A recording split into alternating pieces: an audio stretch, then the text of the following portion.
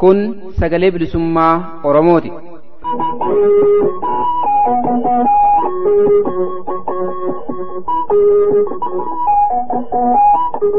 Sagaleen bilisummaa Oromoo guyyoota kibxataa, jimaataa fi sanbata ganama sa'aatii 6:00 hanga sa'aatii 7:00, galgala ammoo sa'aatii 6 hanga sa'aatii 6:30, akkasumas guyyaa roobii ganama sa'aatii 7:00 hanga sa'aatii 8:00tti, galgala ammoo sa'aatii 7 hanga 7:30tti dambalii gabaabaa kiilooheerzii 7,175 irratti yookaan dambalii jiddugaleessaa 837 irratti, akkasumas dambalii gabaabaa meetir baandii 25 kiilooheerzii 11,810 irratti jimaataa fi dilbata galgala sa'aatii 8 hanga 8:30tti afaan Oromootiin, roobii ammoo galgala sa'aatii 8 hanga sa'aatii 9tti afaan Oromoo fi afaan Amaaraatiin wal duraa duubaan qophiilee dabarsu amma jalqaba.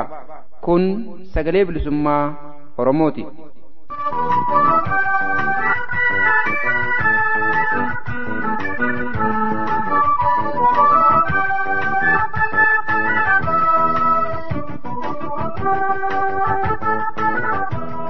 Nagaan keenya kan kabajaa fulfinaa bakka jirtan maraattee isinaa dhaqqabu ashamaa akkam jirtu dhaggeeffattoota keenya kabajamoo fi jaallatamoo, kun sagalee bilisummaa Oromoo sagantaa afaan Oromooti. Dhaggeeffattoota keenya sagalee bilisummaa Oromoo sagantaa afaan Oromoorraa qophiilee har'aaf qabannee dhiyaanne wal duraa duubaan isin beeksisa.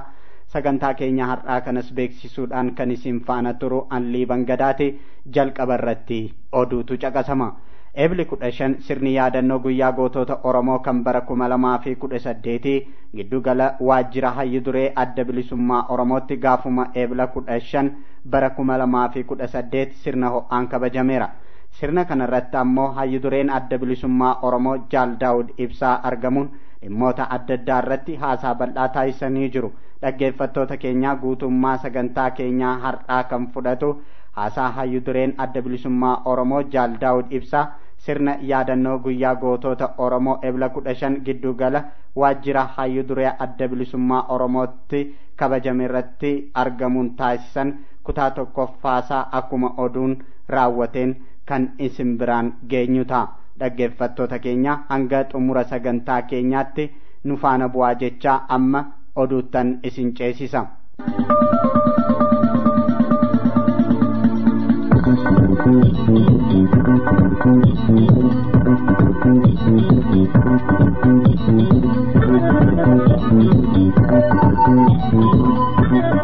Irra deebi'uudhaan akkam jirtu dhaggeeffattoota keenya kabajamoof jaallatamoo, oduu yeroo kanaa qabannee dhiyaanne irraa oduu waliin an Ibsaa gaaddisaati.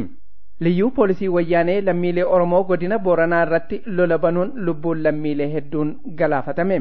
Yakka waraanni faashistii wayyaanee fi loltoonni humna addaa Somaalee guyyaa kaleessaa Ebila 17 bara 2018 godina Booranaatti uummata Oromoo nagaa magaalaa Mooyaalee ganda duwwaa lama naannoo waajjira poolisii irratti boombii darbachuudhaan dargaggootaa fi jiraattota walumaa galatti namoota 3 ol ajjeesuu fi 70 ol ammoo haala ulfaataan madeessuu isaanii oduun sagalee bilisummaa Oromoo dhaqqabee ifa godhama.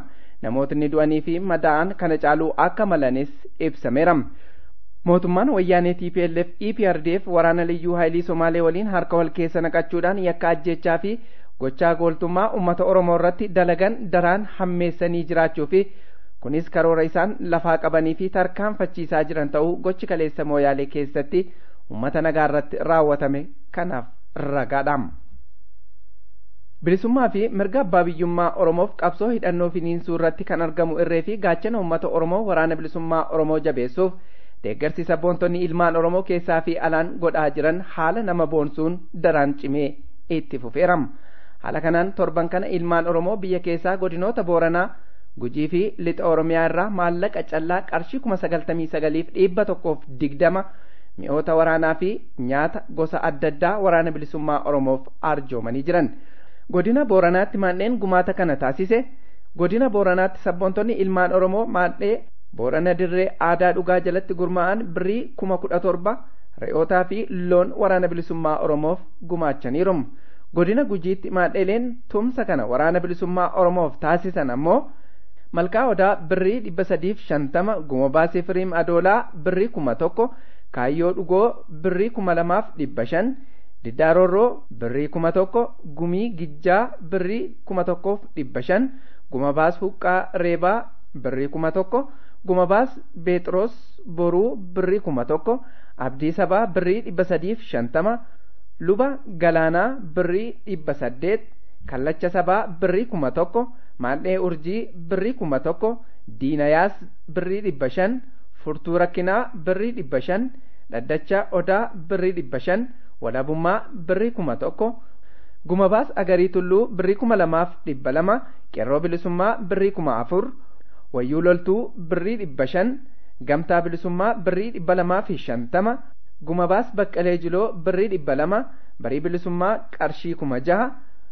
culuqqee galmaa nadduuraa 1 roorrisaa sabaa uffata waraanaa 4 gamtaa dureeyyotaa birrii 10,000 mudhii sabaa rasaasa 600 sabboonaa sabaa qawwee 1 lixa oromiyaa godina qeellam wallaggaa keessatti sabboontonni oromoo maandhelee garaagaraa jalatti gurmaa'anii fi dhuunfaan jiran sirna kabaja guyyaa gootota wareegamtoota oromoo eebila 15 kan bara 2018 sababeeffachuun waraana bilisummaa oromoof deeggarsa garaagaraa godhan ammoo maandhee lalistuu qeellam rasaasa 50 re'ootaa fi zayita nyaataa maandhee obsaa dambidoolloo huccuu roobaaf gargaaru 25 fi koshoroo sabboonaa oromoo diinaraas ashii birrii 100 waaree oromoo beegii birrii 500 maandhee gaara seentii birrii 1600 fi hoolota maandhee galma qabsoo birrii 1000 fi 100 arjoomaniiru akkasumas maandheleen garee fincila roorroo birrii 2300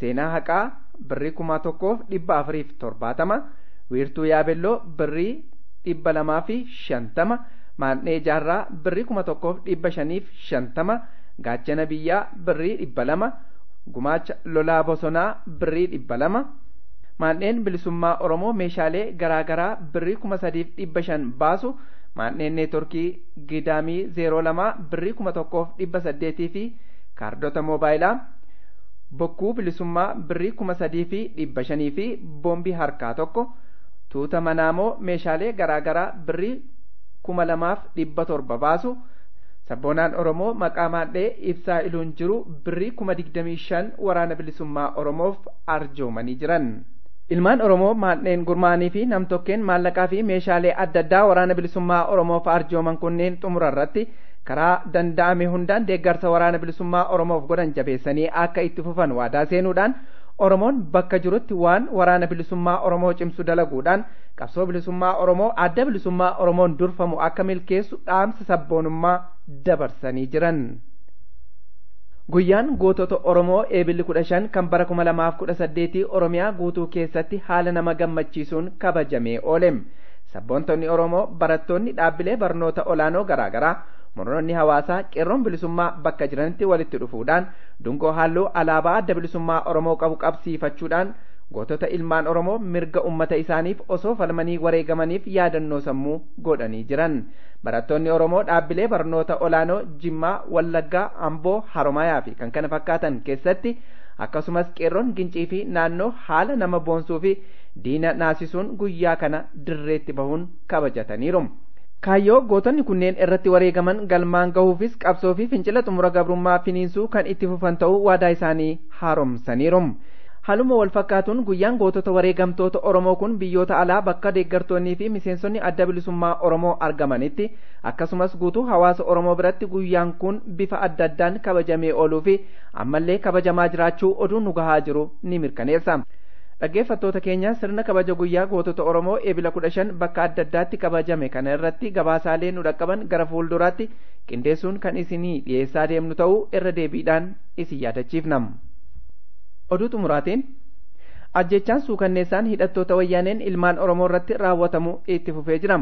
Godina Gujii magaalaa Bulee Horaa keessatti waraanni agaazii dargaggoo Oromoo Ji'oo Gofilloo jedhamu eebila 15 bara 2018 magaalaa Bulee Horaa keessatti haala suukanneessaa ta'een ajjeesuu isaanii maddeen keenya gabaasa SBO'f erganiin addeessaniiru. dargaggoo ji'oon alas namoonni madaa'anii fi ajjeefaman kan yeroof maqaan isaanii nu hin gahin akka jiranis barameera. Ajjechaan suukanneessaan akkanaa erga muummichi ministeera wayyaanee haaraan muudame as bakkoota adda addaatti raawwatamaa jiraachuu gabaasaaleen bakkoota adda addaarraa nu gahaa jiran ni mirkaneessu. Godina Qeellam Wallaggaa Ona Sadii Caanqaa ganda Komboo keessatti maanguddoo waggaa 60 obbo Mardaasaa Yaaddessaa haaluma wal fakkaatuun hidhattoota agaazii kanaan ajjeefamuu gabaasuun keenya ni yaadatama.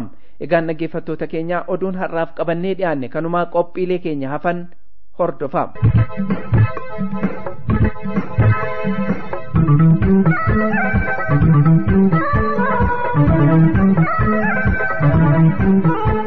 dhaggeeffattoota keenya kabajamoo fi jaallatamoo kan dhagaa jirtan kun sagalee bilisummaa Oromoo sagantaa afaan Oromoo dambalii gabaabaa meetir baandii 25 kiilooheerzii 11,000 fi 800 fi 10 irratti isinii darbaa jirudha. Qophiin keenya oduu isin dhageessuun eegale akkuma itti fufeetti jira. Dhaggeeffattoota keenya sila akkuma isin beeksise Ebli 15 sirni yaadannoo guyyaa gootota Oromoo kan bara 2018 Jiddugala waajjira hayyuu duree adda bilisummaa Oromootti gaafa Ebla 15 bara 2018 sirna ho'aadhaan kabajameera.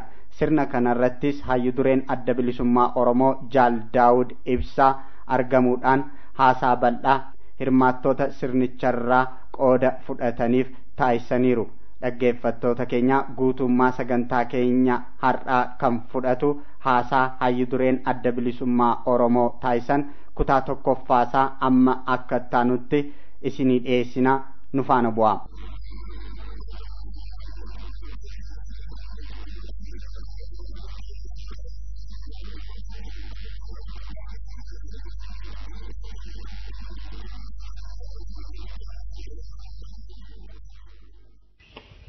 Hogganoota adda bilisummaa Oromoo ayyaana kanarratti argamtan qondaalota hojii adda addaa miseensotaa fi akkasumas keessummoota ayyaana qaalii kana fi kabajamaa kana nu gahuusaa fi maqaa miseensota hoggan adda bilisummaa Oromoo bakka adda addaa jiran maqaa miseensota adda bilisummaa Oromoo addatti immoo maqaa qondaalotaa fi miseensota waraana bilisummaa Oromoo akkasumas maqaa uummata keenyaan ayyaana kanaan nu gahuu isaatiif kabajaa nutti dhagahamu ibsachuun barbaada.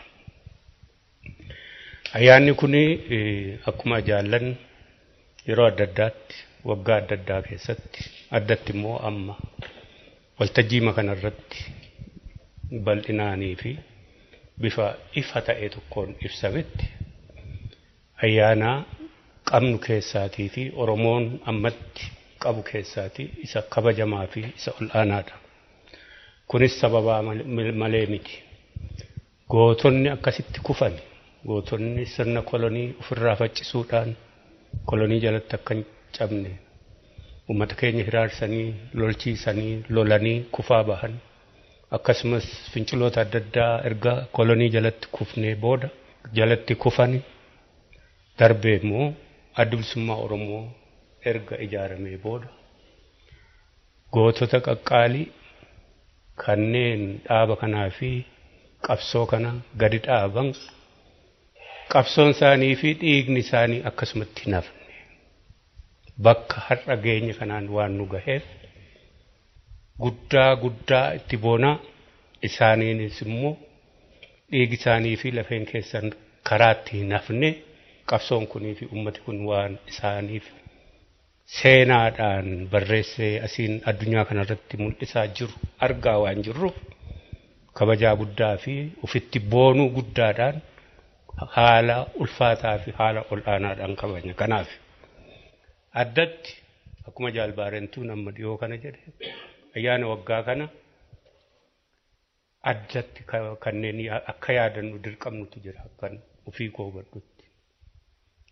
Sirni kun maal akka ta'e sirna fokkisaa waggaa 100 fi gara waggaa 50tti deemnu kana keessatti maal akka ta'e ka calaqqisu addatti ayyaantuu Muhammad ajjeefamuu ishee gaddaa akka addaatti yaadannaa jechuudha bara kana keessatti.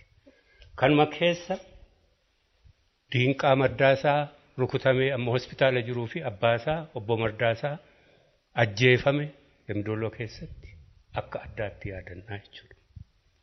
Kanuma waliin Gudar keessatti ni yaadattu abbaaf ilma mana keessa seenee humni sirna kana agaaziin abbaa achi keessatti ajjeesee mucaan madaa'ee amma eessa jira akkamitti jira ka hundi keenya beeknudha jechuudha. Kanuma waliin qabsoon bilisummaa Oromoo fi sochiin uummata Oromoo sirna kana waggootii 3 darban kana keessatti itti deddeebi'ee sirni kun ajjeechaa suukanneessaa ka bara qe'ee shibbir jedhan sanaan ol ka ta'e malee sanaa gadi kan hin taane magaalaalee Oromiyaa guutuu baadiyaalee Oromiyaa guutuu keessatti deddeebisee ajjeechaa godhullee qabsoon kun didee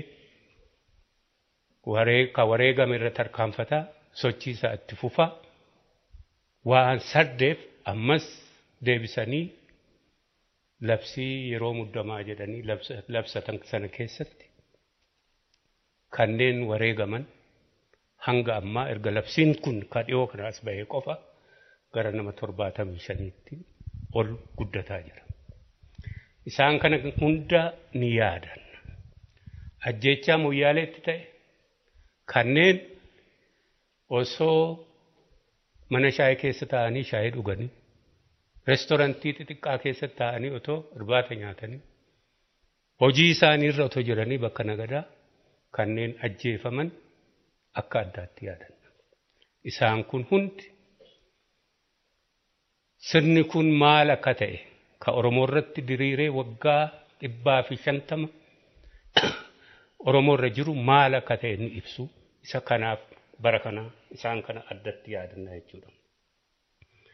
Yaadannoo kana hunda duuba ka jiru faajjii fi alaabaa fi mallattoo qabsoo bilisummaa Oromoo kanneen gadi dhaabani ka guyyaa kana yaadannu qabsoon immoo waan isaan gad dhaabaniin as geesse kana boonaa fi gara fuuldura keenyallee ifataa fuulduratti ilaalaati yaadannaa jechuudha. Kanaaf yaadannoon goota isaa sabi kumuu waan isaan lafa kaanii fi waan isaan irra dhaabbatanii uummata isaanii boonsuuf saba boonsuuf hojjetan kun isaaniif kabajaa kana caalaa waan isaaniif maluuf addunyaan kun hundi goota isaa kanaaf kabaja. Addunyaa kana keessatti goota isaa kan hin kabajne hin jiru.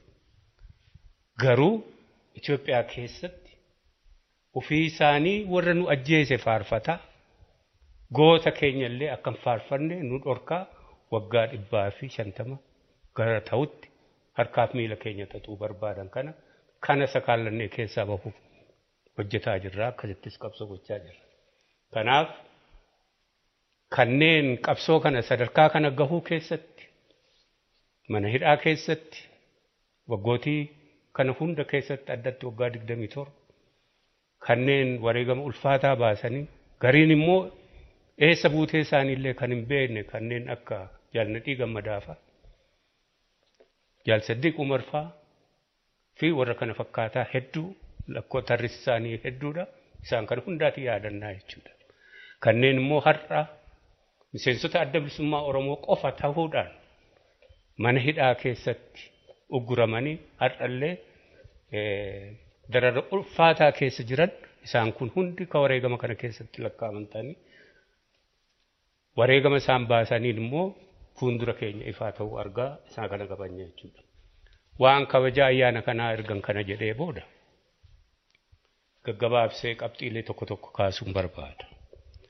Isa amma sana keessaa mee gabaabsinee maal keessa jirra? Qabsoon maal keessa jira? Uummati keenya maal keessa jira? Darbee immoo sirni kun maal keessa jira kan jedhu. Waan xiinxala bal'aa fi seenaa bal'aa keessan seenu bakka amma geenye jirru kana keessatti akka beektonnuu lafa kaa'an sirni kuni uummata cunqurfamaa addatti immoo uummata Oromoo cunqursee bulchuu fuulduratti deemu haala hin dandeenye keessa gahee jira. Akkasumas uummati Oromoo fi cunqurfamtoonni sirna gabroonfataa jalatti buluu itti fufuu akka hin dandeenye agarsiisaa jiru. Kanaan ibsama haala keessa jirru kun. Kana jechuun maal jechuudha? Waggootii darban addatti ka jennu waggaa 4 asitti itti fufinsaan qabsoodhaan wal hudhuu cunqurfamtootaa fi addatti immoo adda bilisummaa Oromoodhaan ka hoogganamu uummati Oromoo qabsoo bifa adda addaa fincila sochii qabsoo hidhannoo akkasumas sochii siyaasaa fi jaarmiyaa propagaandaa waliigala sirna kana irratti godheen itti fufinsaan wareegama ulfaataan irra gahullee sirna kana sochoosee raasee har'a sirni kun uf keessattillee raafama guddaa keessa seenee ishee kana keessaa bahuudhaaf jiraachuusaaf immoo survival ammallee rakkinicha furaadhaaf otoo hin taane akkuma amala isaa EPRDF deception gowwoomsa trick mala xixiqqaa adda addaa ishee kanatti jira jechuudha. Uummati Oromoo fi adda bilisummaa Oromoo deceptionii EPRDF fi triikii maloota adda addaan uummata gowwoomsanii saamuu fi jiraachisuu fi EPRDF fi sirna EPRDF dhaalee harkatti qabu sirna gabrummaa Itoophiyaa sana isa kana jiraachisuuf wixxifataa jira. Wixxifata kana keessatti akka duriisaa sana akka qoma dhiibee uummata kana fixaa ajjeesaa maalnaan jedhuu malee deemuu dadhabee uummata kadhachuu takka immoo of keessattis waan jijjiire jedhee wama daddaaqamuu kana keessatti akka nama machaa'ee fuulduratti deemuu yaalee machiin sun immoo of booda si'a 2-3 isa deebisisaa jiru kana haala kana keessatti jira jechuudha. Isa kana keessatti kaas dhiyoo muummicha ministeeraa of keessaa baafne kunoo jijjiirama isiniif fiduuf jenna kana fakkaataadhaan uummata gowwoomsuuf waan isaan godhaa jiran kana namni hundi ka fuuldura isaatti argaa jiru. Uummata Oromoo fi uummatoota cunqurfamootiif garuu akkuma deddeebisee isaanitti hime fi deddeebisee qabsoo isaaniitiin isatti agarsiise sirni kun isa maayiitiif ka namni biraa itti darbee humni biraa itti darbee sirna kana jiraachisu otoo hin taane jijjiirama sirnaa isa bu'uuraa isa kana akka gaafataa jiru.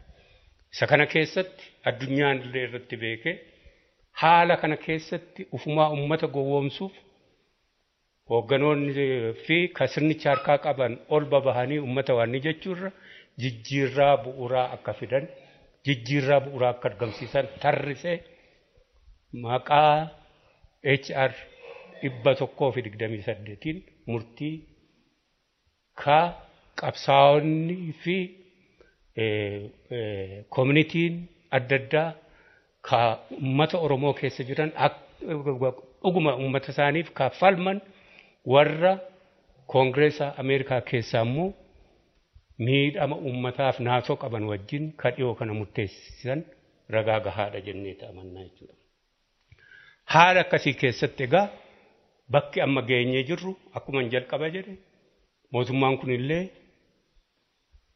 sirni kunillee uummata kana bulchuu ka hin dandeenye keessa ta'ee ka of agarsiisu inni immoo nin jiraadhaa fi kana keessa nan bahaadhaan ka wixxifataa jiru uummati immoo kuni jijjiiramuu qaba jedhee haala jiru kana keessattidha. Sana keessatti uummati Oromoo walumaa gala akka uummataatti darbee immoo addatti dargaggoonni keenya qeerroo bilisummaa Oromoo waraanni bilisummaa Oromoo fi miseensonni adda bilisummaa Oromoo haala kana keessatti gaaffiin uummata Oromoo isa giddu galeessaa center ta'uusaa uummata addunyaatii fi sirna Itoophiyaa kanaaf illee ka himanii jiran jennee tamanna. Isa kana keessatti amma jijjiirama finne jedhee lallabamu kana keessatti waan gurra namaa harkisuu fi ija namaa harkisu Itoophiyaa faarsuu Itoophiyaa kana haa faarsinu haa leellisnu warra nuun jedhanii achi as nutti himuu barbaadan ishee kana ilaaluun barbaada. Ishee kana ilaaluuf sirna Itoophiyaa keessa darbine gaggabaabsinee tuquun barbaada. Isaan kana keessaa ka jalqabaa sirna Minilikiin hoogganamu ka sirna kolonii uummata Oromoo cabse sana. Uummata Oromoo cabsuu sana keessatti uummata Oromoo cabse irra qubachiisee warra qawwee qabatan settlers sirna Oromoon ittiin buluu fi ittiin jiraatu sirna bulchiinsa isaa aadaa isaa akkasumas immoo sirna hawaasummaa inni qabu kana hunda diiguu irratti kan inni banne. Diiginsi kana keessatti akeekisaa eenyummaa Oromoo diiga ajjeesanii kasaanii fudhachiisu kana gadi dhaabu kana immoo humnaan haala suukanneessaan kana godhanii sirni gadaa diigame bakka waltajjiin Oromootti walgahu kun hundi diigame aadaansaa akka tasa hin mul'annetti bakka hundatti uggurame haala kana keessatti darbe. Kanaaf gaafas imaammati jiru humnaan cabsanii humnaan fudhachiisuu kan jedhu. Kattaanee dhufe sirna Haile Sillaaseeti. Sirna Haile Sillaasee keessatti imaammata isaan lafa kaawwatan afaan tokkicha afaan Amaaraa amantii tokkicha Orthodox aadaa tokkicha aadaa uummata Amaaraa fudhatamee Itoophiyaa gochuu ka jedhudha jechuudha. Isa kanarratti karaa mana barnootaa karaa aadaa karaa qaban hunda sirna qaban sanatti dhimma ba'anii isa kana uummata Oromoo fudhachiisuuf ka uummata Oromoo harkaa balleessu ka cunqurfamtoota harkaa balleessu irratti duulan waggaa baay'ee afaan isaa otoo nafee akka inni hin dubbanneef akka inni waan hin goonetti ka ittaanu sirna dargiiti. Sirni dargii kunillee isuma kana gadi jabeessaa deemuuf sirnicha jijjiiree sooshaalizimii kanaan uummata hunda tokko taasifne aadaa adda addaa fi afaan adda addaa fi eenyummaa adda addaa akka hin gaafannetti isa kana keessa irratti duulan. Ka ittaanu sirna EPRDF waggaa 27 kana keessa jechuudha. Sirna EPRDF waggaa 27 kana keessatti EPRDF ka hoogganu TPLF. TPLF jechuun Tigrayan People's Liberation Front. Adda bilisummaa uummata Tigraay. Uummata Tigraay bilisummaa baasuuf ka dhaabbate. Isa kana mirkaneessifachuuf immoo ka isaan lafa kaawwatan gaaffiin saboota gaaffii politikaa jiran keessa isa giddugaleessa.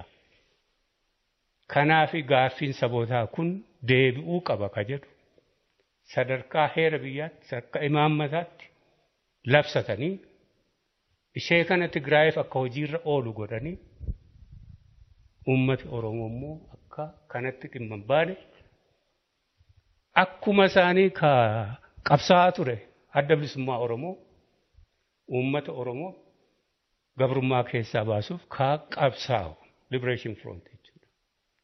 TPLF irraa garaagarummaa hin qabu.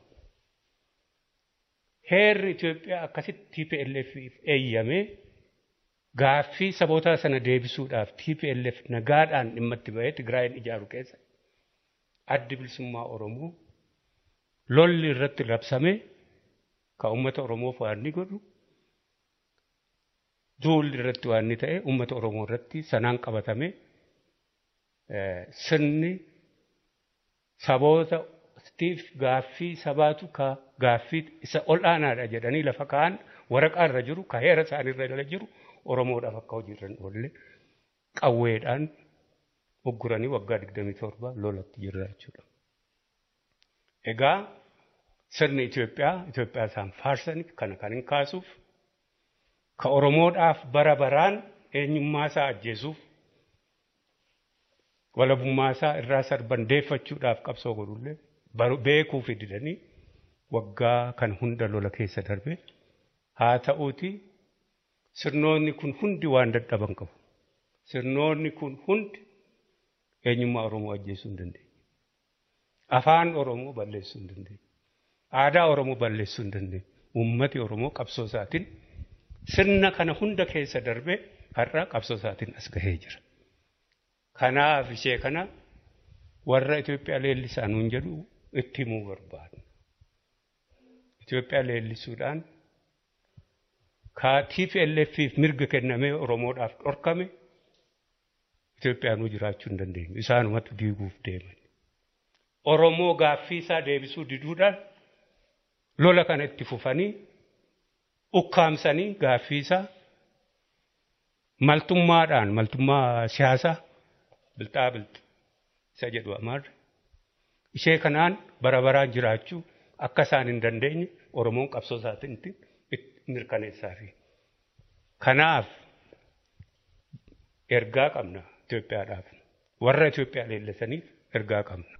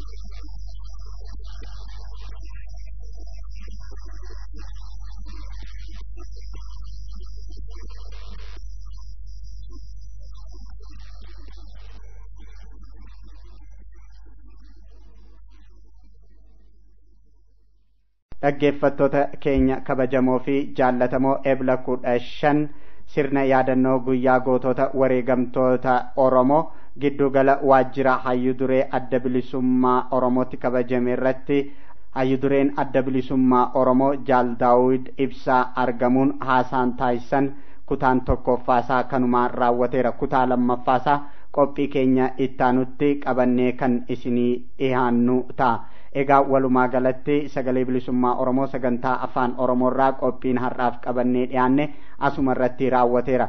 Kanneen jalqabaa hanga xumuraa nu faana buutanii nu hordoftan hundaaf galanni keessan bilisummaa ta'u. Sagantaa ittaanuun hanga walitti deebinutti nagaa fi fayyaa keessa nuuf jiraadha. Injifannoo ummata Oromoof.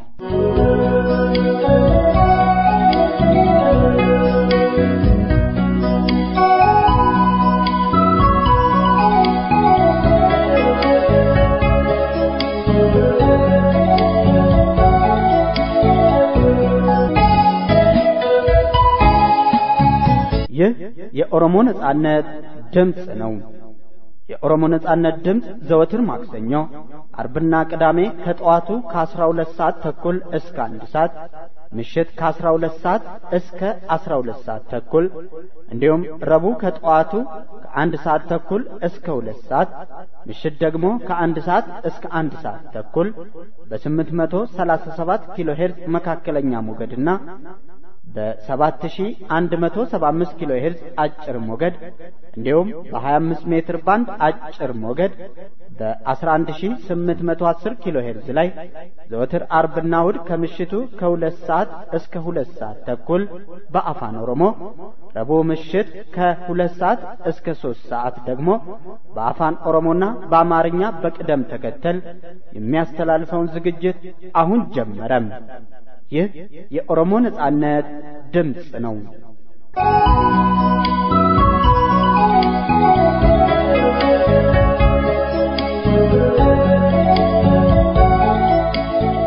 ሰላም ጤና ይስጥልኝ ክቡራትና ክቡራን የኦሮሞ ነጻነት ድምጽ ተከታታዮች ልባዊ ሰላምታችን በያላችሁበት ሁሉ ይድረሳችሁ። አድማጮች ለዛሬ ያሰናዳነውን ዝግጅት በማስተዋወቅ እስከ ዝግጅታችን ፍጻሜ ከእናንተ ጋር የምቆየው ኢብሳ ጋዲሳ ነኝ። ቀዳሚ ዝግጅታችን ዜና ይሆናል። የዘንድሮ የኦሮሞ ጀግኖች ሰማዕታት ቀን ሚያዝያ 15 በኦሮሚያ እንዲሁም በተለያዩ የውጭ ሀገራት በሚገኙ የኦነግ አባላትና ደጋፊዎች እንዲሁም በመላ የኦሮሞ ዜጎች በደመቀ ሁኔታ ተከብሯል። በዓሉ በኦሮሞ ነጻነት ግንባር ማዕከላዊ ጽሕፈት ቤት፣ በድርጅቱ ማሰልጠኛ ማዕከል እንዲሁም በተለያዩ አውደ ግንባር በሚገኙ የኦሮሞ ነጻነት ሰራዊት አባላት በተለያዩ ስነ ስርዓት ተዘክሮ ውሏል። በዚህ ላይ ከተለያዩ አካባቢ የደረሱንን ዘገባዎችን ከዜና አስከትለን ወደ እናንተ እናደርሳለን። ወደ ዝግጅታችን ፍጻሜ ላይ ደግሞ በጀርመን ፍራንክፈርት የኦሮሞ ነጻነት ግንባር አደረጃጀት አባል ከሆኑት አቶ ቦሬሳ አብዲሳ ጋር ያደረግነውን ቃለ መጠይቅ ወደ እናንተ እናደርሳለን። ሁሉንም እስከ ዝግጅታችን ፍጻሜ ከኛ ጋር በመሆን እንድትከታተሉ እየጋበዝኩኝ አሁን ዜና ይቀርባል።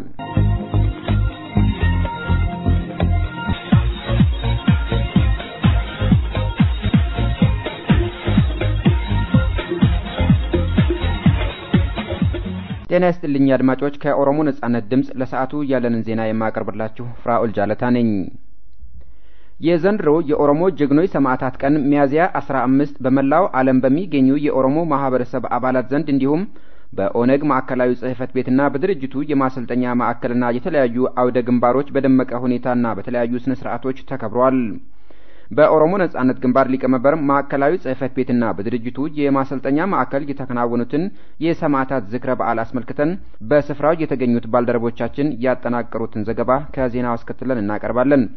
በተመሳሳይ መልኩ የዘንድሮ የኦሮሞ ጀግኖች ሰማዕታት ቀን በተለያዩ ትምህርት ቤቶች ማለትም አንደኛና ሁለተኛ ደረጃ ትምህርት ቤቶች እንዲሁም በተለያዩ ከፍተኛ ትምህርት ተቋማት በሚማሩ የኦሮሞ ተማሪዎች፣ በኦነግ ህቡዕ ህዋሳት በተደራጁ ብሔርተኞች እንዲሁም በተለያዩ ዞኖች በሚገኙ ወጣቶችና በህዝቡ የኦነግ ባንዲራ ማለትም ቀይ፣ አረንጓዴ፣ ቀይ ቀለማት ያለው ሻማ በማብራት በተለያዩ ዝግጅቶች ተከብረዋል። ለኦሮሞ ህዝብ ክብርና መብት የተሰዉትን ጀግኖች ሰማዕታት ዘክረው የዋሉት እነዚህ የኦሮሞ ብሔርተኞች የኦሮሞ ጀግኖች ሰማዕታት የከፈሉትን የህይወት ዋጋ በኦሮሞ ነጻነትና በኦሮሚያ ሉዓላዊነት ለመካስ ከመቼውም ጊዜ በበለጠ ከመሪ ድርጅታቸው የኦሮሞ ነጻነት ግንባር ጎን ተሰልፈው የነጻነት ትግሉና የጭቆና ፍጻሜ ንቅናቄውን ይበልጥ በማፋፋም ከግቡ ለማድረስ ቃላቸውን ማደሳቸውን የደረሰን ዘገባ ያመለክታል። በተለያዩ ሀገራት በሚገኙ የኦሮሞ ነጻነት ግንባር አባላትና ደጋፊዎች እንዲሁም መላው የኦሮሞ ማህበረሰብም ሚያዝያ 15 የሰማዕታት መታሰቢያ ዕለቱን በተለያዩ ስነ ስርዓቶች በደመቀ ሁኔታ አክብረው ውለዋል።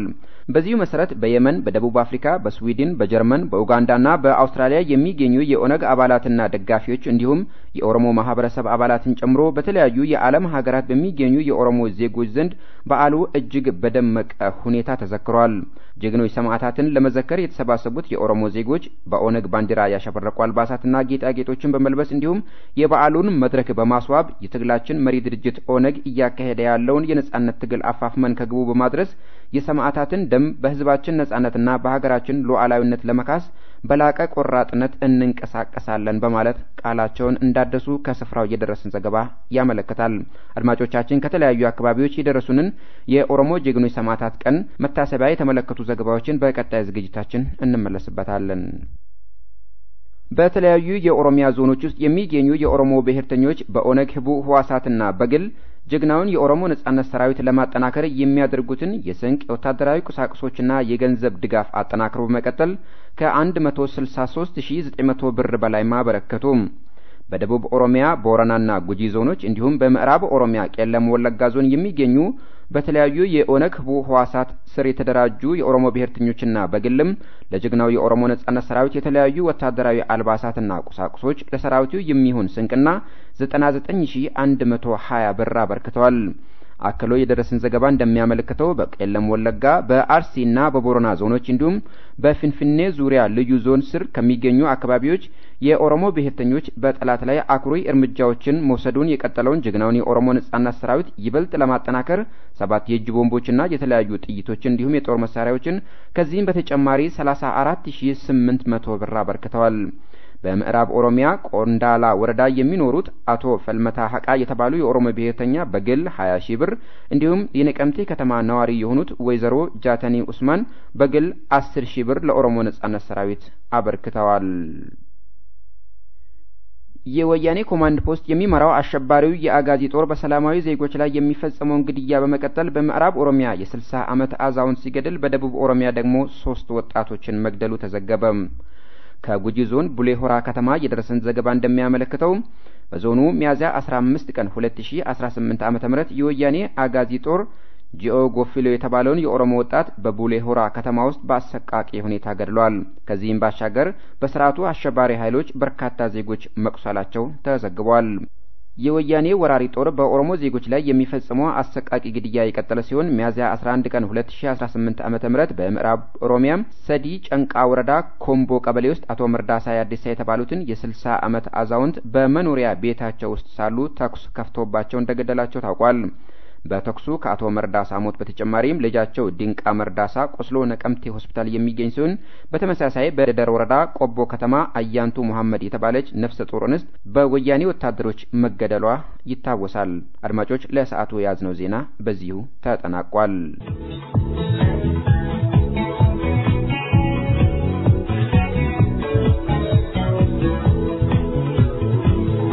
አድማጮቻችን ከኦሮሞ ነጻነት ድምጽ ከአማርኛ ቋንቋ ዝግጅት ክፍላችን ዜናን በማስደመጥ የጀመረው ዝግጅታችን አሁንም እንደቀጠለ ነው። የዘንድሮ የኦሮሞ ጀግኖች ሰማዕታት ቀን ሚያዝያ 15 በኦሮሚያ እንዲሁም በተለያዩ የውጭ ሀገራት በሚገኙ የኦነግ አባላት እና ደጋፊዎች እንዲሁም በመላው የኦሮሞ ዜጎች በደመቀ ሁኔታ ተከብሯል። በዓሉ በኦነግ ማዕከላዊ ጽሕፈት ቤት በድርጅቱ ማሰልጠኛ ማዕከል እንዲሁም በተለያዩ አውደ ግንባር በሚገኙ የኦሮሞ ነጻነት ሰራዊት አባላት በተለያዩ ስነ ስርዓት ተዘክሮ ውሏል። በዚህ ላይ ያጠናከርነውን ዘገባ እንደሚከተለው ይቀርባል። ተከታተሉን።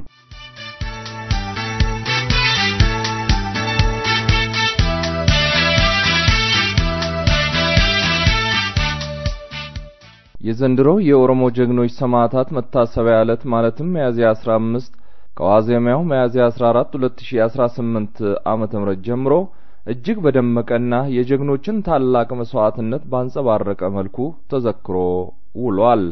ስነ ስርዓቱ የኦሮሞ ነጻነት ሰራዊት ባለበት ወይም በሚንቀሳቀስበት ቦታ ሁሉ በኦሮሞ ነጻነት ግንባር ማሰልጠኛ ማዕከል እንዲሁም የኦሮሞ ነጻነት ግንባር ሊቀመንበር ጽሕፈት ቤት ባለበት አካባቢ ባሉ አባላት በአጠቃላይ በሀገር ቤትና በውጪ በሚገኙ የኦሮሞ ነጻነት ግንባር አባላትና ደጋፊዎች የዘንድሮው ሚያዝያ 15 የኦሮሞ ጀግኖች ሰማዕታት መታሰቢያ በዓል በታላቅ ድምቀትና ስነ ስርዓት ተዘክሮ ውሏል። በሁሉም ስፍራ ለወደቁ ጀግኖች የህሊና ጸሎት የተደረገ ሲሆን መዝሙሮችና ጀግናን የሚያወድሱ ግጥሞችም ቀርበዋል። የየመድረኩ ተሳታፊዎች ጀግኖች የወደቁለትን የኦሮሞን ህዝብ ነጻነትና የሀገር ባለቤትነት ከግቡ ለማድረስ የገቡትን ቃል በማደስ ትግሉን በየተሰማሩበት የሥራ ድርሻ አፋፍሞ እንደሚቀጥሉ አረጋግጠዋል።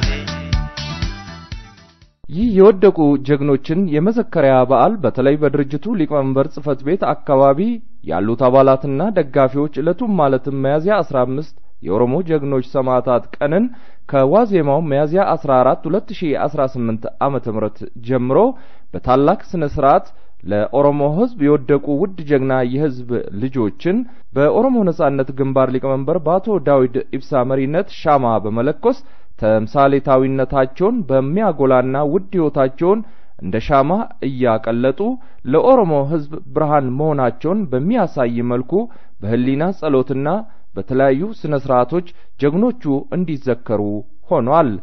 በማግስቱ ሚያዝያ 15 2018 ዓመተ ምህረትም እንዲሁ የጀግና ሰማዕታት መታሰቢያ ስነ ስርዓት የኦሮሞ ነጻነት ግንባር ሊቀመንበር አቶ ዳውድ ኢብሳና ሌሎች ከፍተኛ የድርጅቱ አመራሮችና አባላት ባሉበት በጠዋቱ በተለያዩ ስነ ስርዓቶች ተጀምሯል።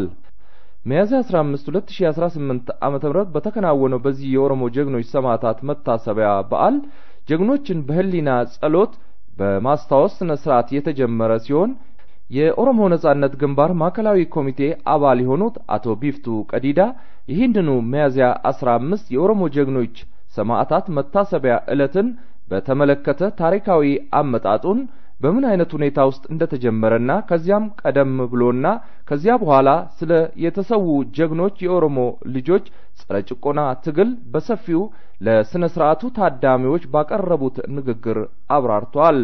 በዝግጅቱ ላይ የተገኙት የኦሮሞ ነጻነት ግንባር ሊቀመንበር አቶ ዳዊድ ኢብሳም በዓሉን አስመልክቶ ባደረጉት ንግግር ስለ የወደቁ ውድ የኦሮሞ ጀግኖችና ስለ የወደቁለት ዓላማ ከግብ መቃረብ በሰፊው አንስቶ ለእድምተኞቹ ካብራሩ በኋላ በአሁኑ ወቅት ይህንኑ በጀግኖች ደም እየተመዘገበ ያለውን ታላቅ የኦሮሞ ህዝብ ድል አሁን በስልጣን ላይ ያለው አምባገነን የቲፒኤልኤፍ ኢፒአርዲኤፍ መንግስት አምታቶና አወናብዶ እድሜውን ሊያራዝምበት ከኦፒዲዮ ጋር እየፈጠረ ያለውን ግርግር ኮንነዋል። መላው ጭቁን የኢትዮጵያ ህዝቦች በተለይም የኦሮሞ ህዝብ ይህንኑ ተገንዝቦ ትግሉን አጠናክሮ ቀጥሎ እውነተኛ መብቱን በትግሉ እንዲያረጋግጥም አሳስበዋል። የወያኔ ኢፒአርዲኤፍ መንግስት እውነተኛ ለውጥ ለማምጣት ካሰበ ወይም ከፈለገ በመጀመሪያ ለ27 ዓመታት አሁን ደግሞ በተለየ መልኩ በኦሮሞ ህዝብ ላይ ያወጀውን ጦርነት ማንሳት አለበት ያሉት የኦሮሞ ነጻነት ግንባር ሊቀመንበር አቶ ዳውድ ኢብሳ ዳሩ ግን እየሆነ ያለው የስርዓቱ ጦር በተለያየ የኦሮሚያ አካባቢዎች ግድያ፣ እስራትና ዘረፋ አጠናክሮ ቀጥሏል ብለዋል።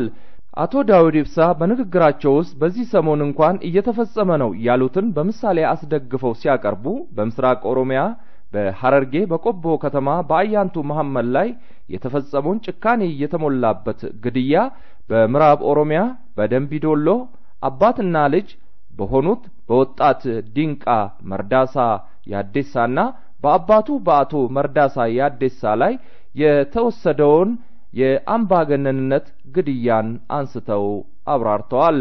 በመሆኑም ስርዓቱ እውነተኛ ለውጥ በኢምፓየሪቷ ለማምጣት ሳይሆን በብልጣ ብልጥነት በአፉ ሌላ እያወራ በተግባር ግድያና ዘረፋ እየፈጸመ ለመቀጠል ወስኗል ብለዋል። እናም ያሉት የኦሮሞ ነጻነት ግንባር ሊቀመንበር አቶ ዳውድ ኢብሳ በአሁኑ ሰዓት ኢትዮጵያ እየተባለ የሚነዛው ፕሮፓጋንዳ የተለያዩ ከዚህ ቀደም በሀገሪቱ የተካሄዱትን የጦር አውድማዎች እየጠሩ እንዲህና እንዳ የሚባሉ የኦሮሞ ጀግኖች የእከሌ ብሔር ተወላጆች እዚህና እዚያ ወደቁ የሚባለው ለማስመሰል እንጂ ከልብ አይደለም ብለዋል። የሆነውና የሆነ ያለው የኢምፓየሪቷ መንግስታት ኢምፓየሪቷን ለማቆየት በተለያዩ አውደ ውጊያዎች ጀግንነት የፈጸሙትንና የህይወት መስዋዕትነት የከፈሉትን ከድሉ በኋላ ሲያስሩ ሲገሉና ከሀገር ሲያሰድዱ ኖረዋል። አሁን በስልጣን ላይ ያለው ስርዓትም ባለፉት 27 ዓመታት ይህንኑ ሲፈጽም ነበር ብለዋል። አሁንም ለማስመሰል በዚህ ስም የጥቂቶችን ቀልብ ለመሳብ እንጂ የተለወጠ ነገር የለም ያሉት የኦሮሞ ነጻነት ግንባር ሊቀመንበር አቶ ዳውድ ኢብሳ የኦሮሞ ህዝብ ይህንኑ አውቆ እየተካሄደ ያለውን ፕሮፓጋንዳ በውስጥም በውጭም እንዲያከሽፍ ጥሪ አቅርበዋል።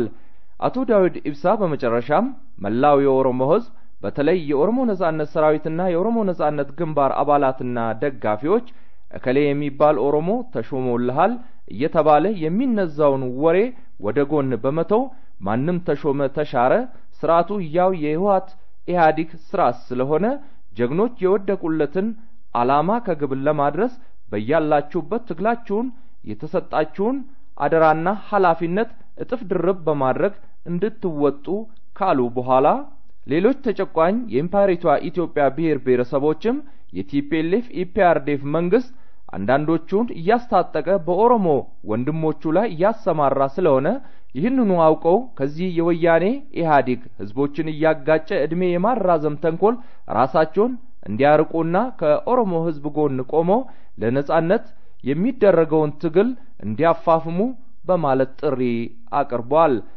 ሚያዝያ 15 የኦሮሞ ጀግኖች ሰማዕታት መታሰቢያ ስነ ስርዓት የዘንድሮው ማለትም የ2018ቱ በኦሮሞ ነጻነት ግንባር ሊቀመንበር ጽፈት ቤት የተከበረው የተለያዩ መዝሙሮች ግጥምና ሌሎች የወደቁ ጀግኖችን የሚያወድሱና የሚያሞግሱ ዝግጅቶች ከቀረቡ በኋላ በመጨረሻም በኦሮሞ ህዝብ ሰንደቅ ዓላማ መዝሙር በድምቀት ተጠናቋል።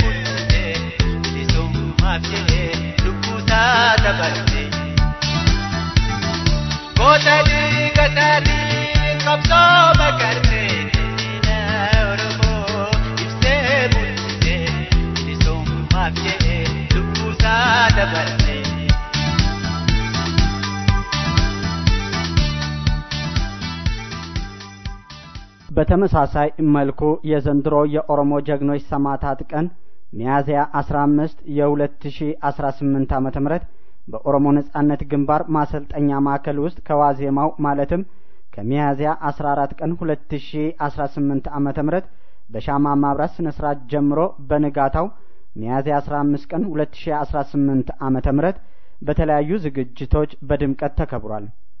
በማሰልጠኛ ማዕከል ውስጥ በተከበረው ዝክረ በዓል ላይ የኦሮሞ ነጻነት ግንባር ስራ አስፈጻሚ ኮሚቴ አባላት አቶ ቶሌራ አደባና አቶ ዱጋሳ በከኮ የኦሮሞ ነጻነት ግንባር ማዕከላዊ ኮሚቴ አባላትና የማሰልጠኛ ማዕከሉ አመራር አካላት እንዲሁም በማዕከሉ የሚገኙ የኦሮሞ ነጻነት ሰራዊት አባላትና ጥሪ የተደረገላቸው እንግዶች ተገኝተዋል። በእለቱም በዝግጅቱ ላይ በኦሮሞ ነጻነት ሰራዊት የሙዚቃ ባንድና በሰራዊቱ አባላት የተለያዩ በዓሉን የተመለከቱና ጀግኖች ሰማዕታትን የሚያወድሱ የትግል ዘፈኖች፣ ግጥሞችና ጭውውቶች ቀርበዋል። በኦሮሞ ነጻነት ግንባር ማሰልጠኛ ማዕከል የተከበረው የዘንድሮ የኦሮሞ ጀግኖች ሰማዕታት ቀን የጀመረው ለኦሮሞ ጀግኖች ሰማዕታት የህሊና ጸሎት በማድረግ ሲሆን በማስከተልም ጀግኖችን የሚያወድስ መዝሙር ቀርቧል። በኦሮሞ ነጻነት ግንባር ማሰልጠኛ ማዕከል ሚያዝያ 15 ቀን 2018 ዓ.ም የዘንድሮ የኦሮሞ ጀግኖች ሰማዕታት ቀን በተዘከረበት በእለቱ በቦታው የተገኙት የኦሮሞ ነጻነት ግንባር ስራ አስፈጻሚ ኮሚቴ አባል አቶ ዱጋሳ በከኮ የእለቱን ታሪካዊ አመጣጥ ጨምሮ የተለያዩ የነጻነት ትግሉን በሚመለከቱ ጉዳዮች ላይ ሰፋ ያለ ማብራሪያ ለታዳሚዎች አካፍለዋል። አቶ ዱጋሳ ንግግራቸውን ሲጀምሩ በ1980 ዓመተ ምህረት የኦሮሞ ነጻነት ግንባር ሊቀመንበርና ምክትሉ እንዲሁም የኦሮሞ ነጻነት ግንባር ማዕከላዊ ኮሚቴ አባላት የሚገኙበት 10 ጓዶች ለህዝብ ግንኙነት ስራ ግዳጅ ወስደው በሚንቀሳቀሱበት ወቅት በአሁኑ የሶማሌ ክልል ሽኒገ በተባለች ቦታ በወቅቱ የአገሪቷን ምስራቃዊ ክፍል ወረው በጦርነት ተሸንፈው በመበታተን በሽፍትነት በአካባቢ በሚንቀሳቀሱ ጥቂት የሶማሌ ታጣቂ ሽፍቶች ተይዘው የኦሮሞ ህዝብ አንድነት ለማስጠበቅ ሲሉ በአንድ ላይ እንደተገደሉና የዚህ ታሪካዊ ዝክረ በዓል አመጣጥም ከዚህ ታሪካዊ ዕለት መጀመሩን ነው ይፋ ያደረጉት። የኦሮሞ ጀግኖች በ1980 ዓመተ ምህረት የከፈሉት የህይወት ዋጋና በአጠቃላይ ህዝባችን በተለያዩ ጊዜያትና ቦታዎች የከፈለውን መስዋዕትነት በተመለከተ የኦሮሞ ነጻነት ግንባር ሰፊ ጥናትና ውይይት አድርጎ በ1984 ዓመተ ምህረት ሚያዝያ 15ን የኦሮሞ ጀግኖች ሰማዕታት ቀን እንዲሆን መወሰኑንና ዕለቱን በትግል ላይ ለተሰዉት የድርጅቱ አባላት ብቻ ሳይሆን በኦሮሞ ነጻነት ትግል ላይ መስዋዕት ለከፈሉና እየከፈሉ ላሉት ጭምር እንዲሆን መወሰኑን አቶ ዱጋሳ በከኮ በንግግራቸው ምስክርነታቸውን ሰጥተዋል። አቶ ዱጋሳ በመቀጠልም በኦሮሞ ነጻነት ግንባር የሚመራው የኦሮሞ ህዝብ ትግል ብዙ ውጣ ውረዶችን አልፎ በየአቅጣጫው ጠላት የበዛበት ትግል ቢሆንም ሁሉን ተቋቁሞና አሸንፎ የትግል ዛሬ ተጠናክሮ በመቀጠል ከነጻነት ጫፍ ደርሶ ለአሁኑ ትውልድ መተላለፉ በራሱ ብቻ አኩሪና አስደሳች መሆኑን ሳይጠቁሙ አላለፉም። የኦሮሞ ነጻነት ሰራዊትም የኦሮሞ ጀግኖች ለተሰውለት ዓላማ ግብ መምታት መስዋዕትነት እየከፈለ እንዳለ እንዲሁም የሁሉም የኦሮሞ ማህበረሰብ ክፍሎች በተለያዩ መንገዶች ከፍተኛ መስዋዕትነት እየከፈሉ መሆኑንም ለታዳሚዎች ግልጽ አድርጓል። ስለዚህ ይህ ቀን ጀግኖችን የምናስታውስበት እንዲሁም ዓላማቸውን ለማሳካት ቃላችንን የምናድስበት መሆኑን ተናግረዋል። ከናፍ ጉያን ኩን ጉያ ጃለን akkasisan itti yaadannuudha barbaachisaadha waalamaaf goonaa tokko isaan kabajuudhaaf yaadatu keenya agarsiisuudhaaf kalammaffaa seexaa ofitti bulchuudhaaf isaan awwaallee akkasitti dhiigisaa lafeen isaanii faca'ee of duuban deebinu bilisummaa yookaan nuti akkuma isaanii ta'u isa jedhuudhaa fi imaanaa keenya yookaan erbuu keenya haaromsuudhaaf waan gurguddoo lamaan kanaaf waan ta'eef waggaadhaan itti deebinee yeroo ayyaaneffataa oollu waan ifatamuu hin qabne waan gaariidhaaf barbaachisaa ta'uu hubatuudhaaf አቶ ዱጋሳ በከኮ በመጨረሻም ለአመታት የተከፈለውና እየተከፈለ ያለው የጀግኖች መስዋዕትነት ፍሬ አፍርቶ በአሁኑ ወቅት የኦሮሞ ህዝብ የነጻነት ትግል ከፍተኛ ደረጃ ላይ መድረሱን ገልጸው የጭቆና ፍጻሜ አመጽ ጠላት በሚያራግበው አፍራሽ ፕሮፓጋንዳ ተቀዛቅዟል የሚለው ከእውነት የራቀ መሆኑን ከተናገሩ በኋላ እንዲያውም ታጋዮችና መላው ህዝባችን በተለይም ወጣቶች ቄሮ ብሊሱማ ኦሮሞ ለጠላት ወሬ ጆሮ ሳይሰጡ በላቀ ቆራጥነትና ብስለት ትግሉን አፋፍሞ በመቀጠል ህዝቡ ነጻነቱን በእጁ ለማስገባትና የአገር ባለቤትነት መብቱን ለማረጋገጥ ከጫፍ መድረሱን ጠቁመው ሁሉም የበኩሉን አስተዋጽኦ ማበርከት እንዳለበት መልእክታቸውን ጠቅለል አድርገው አስተላልፈዋል። የሮማ ሶሶኢንሲ ፊንቸለ ዲዳገብሩማ ቱምረ ዲዳገብሩማ ቀበናው yookaan akka waan dhaabbateetti fakkaatu jira hin dhaabbanne yuunivarsiitota adda addaa keessatti mana barnoota adda addaa keessatti kutaaleedhaaf godinoota oromiyaa adda addaa keessatti ammallee numa jira garuu tooftaadhaa fi qindoomina gaadhaan qabsichatti futtisiisuudhaan muuxannoo kanaan dura baratameerraa wal sirreeffamee wal qindeeffamee tokkummaadhaan golee hundaa akka hojjetamutti irratti qindeeffamaa jira uummanni kaleessa akka godhaa jiru sun tuttuqaadhumaa fi gorsumaa fi qaceelfama xiqqoodhaan godhaa ture argeera wareegasitti baaseera bu'aasaas argeera hin dhaabbata jechuun miti dhaabbadhoo jenne hin dhaabbatu addi bilisummaa roos jalaa hafee akka dhaabbatu hin godhu itti fufa sun kan akkasitti kuma qabaachuu humni keenyas bakka iyyuu soso'aa jira kanaafuu haa jabaannu gootota keenya barabaraan ni yaadannaa barabaraan haa kabajamanii fayyaa ta'a. እንግዲህ አድማጮቻችን በኦሮሞ ነጻነት ግንባር ማሰልጠኛ ማዕከል የተከናወነውን የዘንድሮን የኦሮሞ ጀግኖች ሰማዕታት ቀን ዝክረ በዓል በማስመልከት ያቀረብነው ጠቅለል ያለ ዘገባ ይህንን ይመስላል። ዘገባውን ያቀረብኩላችሁ እኔ ሌበን ገዳ ነኝ። ዘላለማዊ ክብር ለሰማዕታት። ጀግኖቻችን የተሰውለትን ዓላማ ከግቡ እናደርሳለን። ድል ለኦሮሞ ሕዝብ።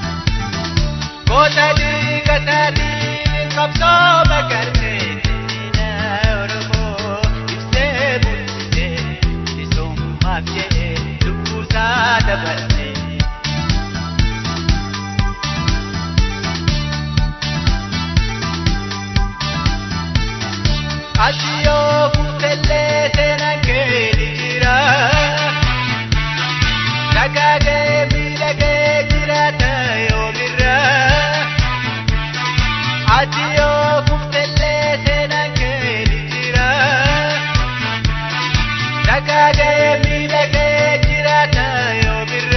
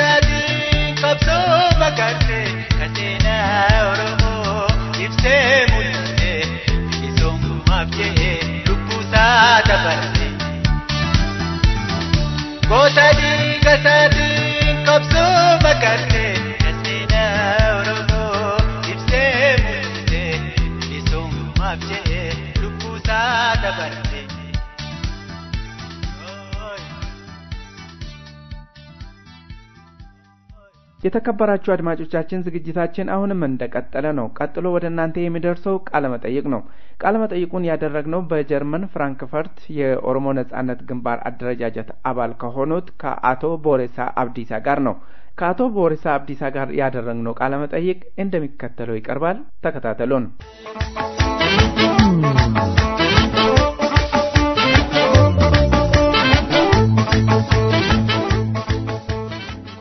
አቶ ቦሬሳ አብዲሳ በጀርመን ፍራንክፈርት የኦሮሞ ነጻነት ግንባር አደረጃጀት አባል ለኦሮሞ ነጻነት ድምጽ የአማርኛ ቋንቋ ዝግጅት ክፍል ይህን ቃለ ምልልስ ለማድረግ ፈቃደኛ ስለሆኑ በቅድሚያ እናመሰግናለን። እኔም እድሉን ስለሰጠኝ በጣም አመሰግናለሁ። አቶ ቦሬሳ የኦሮሞ ነጻነት ግንባር የፍራንክፈርት አደረጃጀት በዛሬው ዕለት ጀግኖችን ወይም የሰማዕታትን ቀን በደመቀ ሁኔታ አክብሮ ውሏል። ያከባበሩ ስነ ስርዓት ምን ይመስል ነበር? ዛሬ የሰማዕታት ቀን የኦሮሞ ወጣቶች እና አዛውንቶች ልጆች ደረዶች ወጣቶች ኦሮሞ ነጻነት ግንባር ትግል ወይም ደግሞ ለኦሮሞ ነጻነት ለማውጣት ስል የሰማዕታት የከፈሉትን መስዋዕትነት ለማስታወስ ነው ዛሬ በዚህ የመጣ ነው። የሰማዕታቱ ቀን አከባበር በተለይ በዛ በፍራንክፈርት ምን ይመስል ነበር? የህዝቡ ተሳትፎ በምን አይነት ይገልጻሉ? ኦኬ አከባበሩ በጣም ደስ የሚልና በጣም የሚገርም ነገር ነው። እኔ የመጀመሪያ ነው እዚህ ላይ የኦሮሞ ሰማዕታት አከባበር ላይ ያገኘሁት። እኔ ቅርብ ጊዜ ነው እዚህ ፍራንክፈርት ጀርመን የገባሁት። ግን እኔ ከዚህ በፊትም ሌላ ቦታ ስለነበርኩ አከባበሩ እንዴት ስለሚያድ እዚህ ፍራንክፈርት አከባበር ትናንትና የተካሄደው ሰማዕታት አከባበር በጣም ደስ የሚልና በጣም የሚያበረታታና ወጣቶች ለትግል የሚያነሳሳና ለወደፊት ነጻነታችን ግልጽ የሚሆን ነገር ነው አከባበሩ። እንግዲህ የ2018ቱን የሰማዕታት ቀን ስናከብር አገር ቤት ዛሬም ግድያ ማፈናቀል በጣም በርትቶን ያለው በህዝባችን ላይ ስለዛ ነገር በተለይ የኦሮሞ ነጻነት ግንባር አደረጃጀት የውጪው ክፍል በምን አይነት ሁኔታ ያያዋል? ያንንስ ግድያ ለማስቆም ሊደረግ ይገባል ያላችሁ የመከራችሁበት ነገር አለ? አሁን ይሄ ነገር በብዛት የተወያየንበት ነው። በተለይ የኦሮሞ ተወያዩ ኦኔግ ተወካይ ከካናዳ መጥቶ በጣም የሚያበረታታና የሚያሳበት ግን የሚያሳሳ በኦሮሞ ግንባር ጎን የሚያቆም አስተያየት ሰጥቶና አስተምሮናል። እኛም በዛ ላይ አስተያየት ሰጥተን በጣም ደስ ብሎናል፣ ደስተኛ ነን። እዚህ ላይ በአሁኑ ሰዓት የወያኔ መንግስት ስልጣኑን ለማራዘም ሽኩቻ የሚያደርገው ነገር በዚህ ሰዓት አለ። በዚህ ላይ ተወያይተን ብዙ ነገር ለኦሮሞ ህዝብ ጥቅም እንደሌለው አውቀን ሁላችንን ተስማምተን ተነጋግረን የሰጠን መብራሪያ ላይ አስደሳች የሆነ አነጋገርና ደስ የሚል ሁኔታ ነው ያከበርነው። እንግዲህ በአሁን ሰዓት ወያኔ የኢስሙላ ምርጫ ወይ ደግሞ የጠቅላይ ሚኒስትሩ ማለት ነው ልክ ከኦሮሞ ፖለቲካ ድርጅት እንደተሾመ በዛ ላይ ደግሞ ተንተርሰው የኦሮሞ ህዝብ ትግል ካሁን በኋላ ልክ የኦሮሞ ህዝብ መብቱን እንዳገኘ በማድረግ እየቆጠሩ የሚያናፍሱት ነገር አለ። ይሄን እንዴት መለከታሉ እንደ አንድ ግለሰብ? አዎ ይሄ እንግዲህ የሚገርም ነገር ነው። እንግዲህ ዛሬ አዲስ አይደለም ይሄ ነገር፣ ከዚህ በፊት የተደረገ ነገር ነው። በአሁኑ ደግሞ በኦሮሞ በኩል መጥቶ ኦሮሞዎችን ስልጣን ሰጥተና ኦሮሞን ጠቅላይ ሚኒስትር ዲና ኦሮሞ የሆነውን የኦሮሞ መብት ያስከብራል ወይም ደግሞ የኦሮሞ ጥያቄ መልሰናል የሚል ነገር ነው ያመጡት። ይሄ ነገር ከእውነት ጥያቄና የማይሆን ነገር ስለሆነ እኔ በበኩሌ የማየው ይሄ ነገር በጣም የሚያሳስብና ኦሮሞን ደግሞ በትግል የሚያነሳሳ ስለሆነ ይሄ ለኦሮሞ ህዝብ መብት እንደማይሆን አውቀን በዚህ ላይ ተወያይተናል።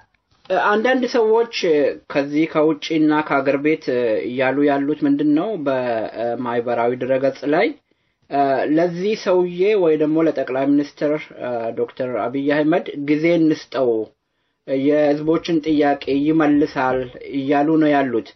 በአንጻሩ ግን ጠቅላይ ሚኒስትሩ በየሄዱበት ቦታ የኦሮሞ ሰማዕታትን ላለማስታወስ የትግራይ በተለይ ትግራይ ላይ የተናገሩት ነገር እጅግ እያነጋገረ ነው ያለው። ይሄን እንዳንድ የኦሮሞ ወጣት እንዴት ያሉ? አዎ ይሄ ትክክል ነው። ይሄን ነገር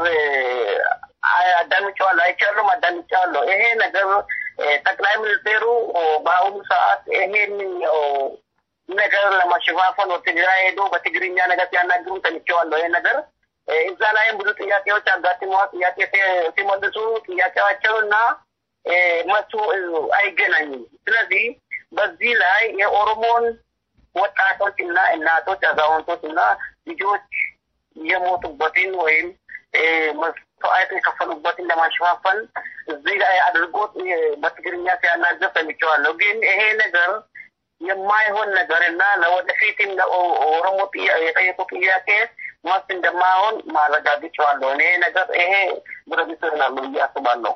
እንግዲህ መጨረሻ ላይ የሰማዕታታችንን የአደራ ቃል ለማስከበርና የኦሮሞን ህዝብ ባለ አገርነት ባለመብትነት ለማረጋገጥ አገር ቤትም ያለው ውጪ ያለው ህብረተሰብ በተለይ የኦሮሞ ህዝብ ምን ይጠበቅበታል? ምንስ ቢያደርግ ወደ ፈለገበት የድል መስመር ይሄዳል? አዎ ይሄ ነገር እንግዲህ አንድነት ነው የሚያስፈልገው። በኦሮምኛ ተቆማ ይባላል። አንድነት የሚያስፈልገው አንድነት የሚለው ደግሞ ውስጥ ያለው በትክክል በአንድነት ነው የታገቡት ያሉት ወጣቶች ያየን ነው። ተጨማሪ ደግሞ ውጭ ሀገር ያለው የኦሮሞ ማህበረሰብም ሆነ የኦሮሞ ወጣቶች በዓለም ላይ ያሉ የኦሮሞ ህዝብ በሙሉ ሀገር ውስጥ ያለውን ትግል ከቀበሮች ጎን ለመቆም ትግሉን በጣም እንዲያስተፋፋና ትግሉ የሚያስፈልገው ነገር ድጋፍ ማድረግ አለበት ብዬ ነው የማስበው። አቶ ቦሬሳ አብዲሳ በጀርመን ፍራንክፈርት የኦሮሞ ነጻነት ግንባር አደረጃጀት አባል፣ ለጊዜው በአድማጮቻችን ስም እናመሰግናለን። እኔም በጣም አመሰግናለሁ።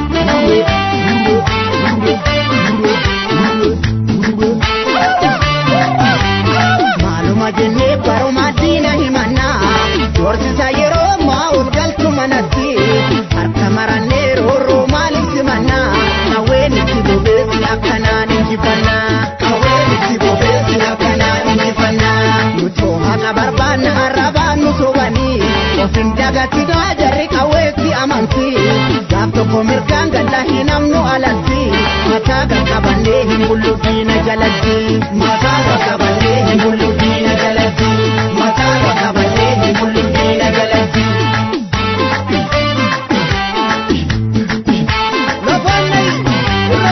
Amara osun tuffatamu fidenutti Sigiti amura buti Operatti boosile daltu dubbannu nyaara bubbutti Sigiti amura buti Uranne garaa waliin araaramnu nutti Sigiti amura buti Dubatti hin deebinu qabsoo nama iddoo ga'utti Sigiti amura buti Sigiti amura buti Sigiti amura buti Sigiti amura buti Sigiti amura buti Amura buti Amura buti Abura buti, abura buti, damne wara buti, anu ibe muruda damne male.